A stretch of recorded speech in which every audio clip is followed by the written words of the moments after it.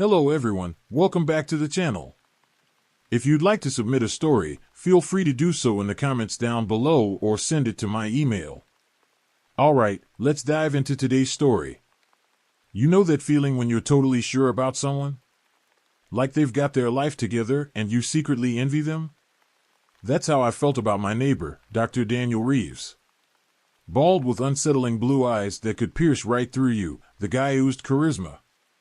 He was smart, rich, and a freaking doctor. People adored him. Even the way he carried himself, always polite, always smiling, made it impossible to suspect anything sinister. But Daniel was more than just a doctor. He was a symbol of success in our small town. He donated to local charities, hosted neighborhood barbecues, and never hesitated to help anyone in need. His wife, Lila, was the perfect match for him, beautiful, gracious, and kind. She had this shiny, expensive wedding ring that seemed to symbolize their perfect life. Their kids, Jamie and Emily, were polite and well-behaved, the kind of kids you'd use as examples when telling your own children to behave. Then, a few weeks ago, things took a weird turn. Lila and the kids vanished, just gone, like smoke in the wind. At first, everyone assumed they had gone on a trip or had some family emergency. But days turned into weeks, and the town started buzzing with whispers. Had she left him? Was there trouble in paradise? No one could imagine Daniel doing anything wrong. Daniel played the grieving husband and father like a pro. He was all over the news, pleading for his family to come back. Lila, if you're out there, please, I love you. Come home, he said. The whole town ate it up. But here's the thing, when the cameras weren't on him, he acted like nothing was wrong. I'd see him mowing the lawn, smiling at neighbors, or cracking jokes at the mailbox. It was off. I wanted to give him the benefit of the doubt. Maybe he was just one of those people who could hide pain well. Or maybe I was overthinking it. After all, not everyone wears their emotions on their sleeves. But as it turned out, my gut was right. There was something much darker beneath Daniel's perfect facade. It started with my house falling apart. One night, out of nowhere, the plumbing went haywire. I had just settled in to watch a movie when I heard this horrible gurgling noise coming from the pipes. Before I could investigate, water started gushing out of the kitchen sink, flooding the floor. I scrambled to shut off the main valve, but by then, the damage was done. The downstairs was soaked. I called an emergency plumber, but they told me it'd take days to fix everything.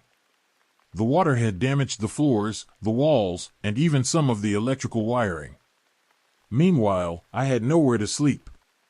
My bedroom upstairs was fine, but the smell of dampness and the constant noise from the drying fans made it impossible to stay there. That's when Daniel stepped in. We ran into each other as I was hauling a bag of clothes out to my car. "What's going on?" he asked. "Plumbing disaster," I said, gesturing to the chaos inside. "I'll have to find a hotel for a few days." "Nonsense," he said, flashing that disarming smile of his. "Stay with me. I've got plenty of space.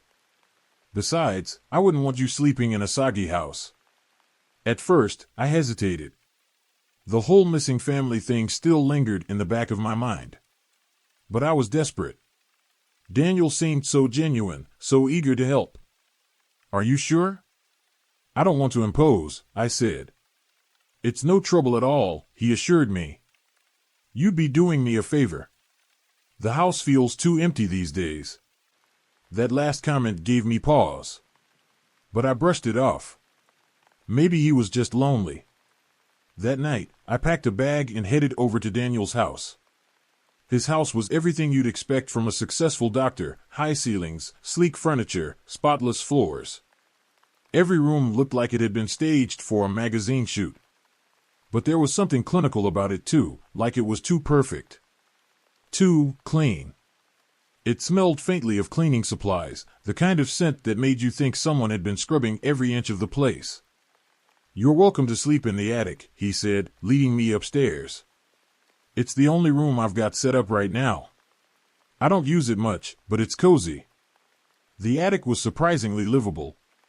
It had a bed, a small desk, and even a mini fridge. The walls were lined with shelves of old books and boxes, giving it a homey, slightly cluttered feel. But the door, it was odd. It was one of those sliding types, but it had a heavy lock on it, the kind you'd expect to see on a vault, not an attic door. I ran my hand over it, feeling the cold metal. "Why does the door lock?" I asked, half joking. Daniel shrugged. "Came with the house. The previous owner was paranoid, I guess." He laughed, but it didn't quite reach his eyes. After showing me around, Daniel headed downstairs to make dinner. "I hope you're hungry," he called up the stairs. "I'm making a feast." I sat on the bed, taking in my surroundings. The room felt cozy, but there was an underlying sense of unease I couldn't shake. Maybe it was just the weirdness of staying in someone else's house. Or maybe it was something more. Either way, I pushed the feeling aside and headed downstairs when Daniel called me for dinner. Offering me seconds with a smile, I scrambled to turn off the TV, my hands fumbling with the buttons. I left the tape scattered on the floor, the open box and its horrifying contents lying in plain sight. My brain screamed at me to put them back, to hide the evidence, but my body refused to cooperate. All I could do was lock the attic door and press my weight against it, trying to steady my breathing. "Yeah," I called out, my voice cracking under the strain. "Just tired." There was a pause, long enough to make me wonder if he was still there. Then his footsteps retreated, each one echoing ominously as they descended the stairs. Relief flooded through me, but it was short-lived. My hand shook violently as I reached for my phone, my fingers slipping over the screen before I managed to dial 911. "Please, send someone," I whispered into the receiver, barely able to keep my voice steady. "My neighbor, he's done something terrible. I'm in his attic. Please, hurry." The operator's voice was calm and professional, asking me for details. I tried to explain, but the words came out in a torrent, jumbled and frantic. "There are tapes. He hurt his family. He's dangerous. I think he's trying to kill me." "Stay where you are," the operator said firmly. "Officers are on their way. Can you secure yourself?" I glanced at the flimsy lock on the attic door, my stomach sinking. "I'll try," I said, clutching the phone like a lifeline. Every second felt like an eternity as I waited, straining to hear any sound from below. My thoughts spiraled out of control. What if Daniel came back? What if he broke down the door before help arrived? What if? Then I heard it. The unmistakable sound of heavy, deliberate footsteps climbing the stairs. Each thud sent a jolt of terror through my body, freezing me in place. "You've been snooping." Daniel's voice came colder and sharper than I had ever heard it. The warmth that once disarmed me was gone, replaced by a chilling detachment. The door rattled violently as he tried to force it open, the entire frame trembling under his strength. I stumbled back, my breath coming in panicked gasps. My mind screamed at me to think, to act, but my body refused to move. Then a gleaming knife blade pierced through the gap in the door, slashing wildly at the lock. The sound of the blade scraping against the metal sent a shiver down my spine. "Daniel, stop!" I yelled, my voice cracking with fear.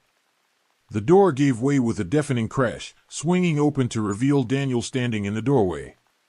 His blue eyes, once unsettlingly calm, now burned with a feral intensity. He stepped into the room slowly, the knife glinting in his hand. "So you figured it out," he said, his tone eerily calm despite the rage flickering behind his gaze. "Doesn't matter now." Before I could respond, he lunged at me, the knife arcing toward my chest. I barely dodged, the blade slicing through the air where I had just been. My hand shot out, grabbing a heavy lamp from the desk. Without thinking, I swung it at him with all my strength. The base of the lamp connected with his shoulder, but it wasn't enough to stop him. He staggered back for only a moment before charging again. We grappled, his strength overwhelming. He forced me down onto the floor, the cold steel of the knife pressing dangerously close to my throat. My arm shook as I struggled to keep him at bay, every muscle in my body screaming in protest. His face hovered inches from mine, twisted into a grotesque mask of anger. "What was the food like?" he hissed through clenched teeth. "Did you enjoy it?" The words hit me like a punch to the gut, the realization of his depravity fueling my desperation. I twisted my body violently, using every ounce of strength I had left to throw him off balance. For a moment, the knife slipped from his grasp, clattering onto the floor between us. We both lunged for it at the same time, the fight for survival far from over. The sound of sirens filled the air just as Daniel pinned me to the ground. His weight was crushing, and I could feel the cold steel of the knife pressing against my skin. My vision blurred with tears as I fought desperately to push him off, my strength fading fast. Then the attic door burst open with a deafening crash. Police officers swarmed in, their voices sharp and commanding. "Drop the knife." But Daniel didn't flinch. Instead, he turned on them, slashing wildly. His movements were erratic, fueled by a desperation beyond comprehension. He screamed, his voice filled with rage and madness. The officers opened fire. Daniel's body jolted violently before collapsing to the floor. Blood pooled around him, soaking into the wood. For a moment, the room was silent except for my ragged breathing. I gasped for air, trembling as I pushed myself up. My entire body ached, my heart pounding so loudly it drowned out everything else. One of the officers approached me cautiously. "You're safe now." But I didn't feel safe. My eyes darted to Daniel's lifeless body, and that's when I saw it, a handgun tucked into his waistband. The officer followed my gaze and carefully removed the weapon, inspecting it. "He had a gun," the officer muttered, a note of disbelief in his voice. He looked at me. "He could have used it on you at any moment. Why didn't he?" The question struck me like a thunderclap.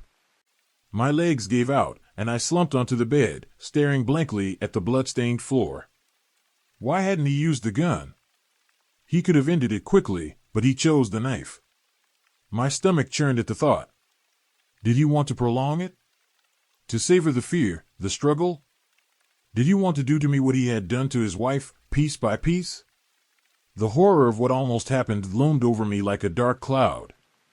Days later, the police uncovered more. Hidden compartments filled with preserved body parts. His wife's limbs in jars.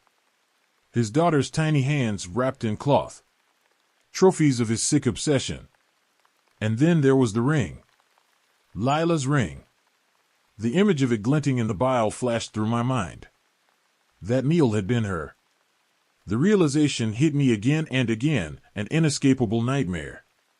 Daniel hadn't just been a killer. He had been a sadistic mastermind, weaving his crimes into the fabric of his daily life. And I had been a part of his final act, unknowingly dragged into his nightmare. Months have passed, but the memories remain vivid. People still ask me how I survived. The truth is, I don't know. Luck, maybe. Or some part of Daniel that wanted to be caught. But one question still haunts me.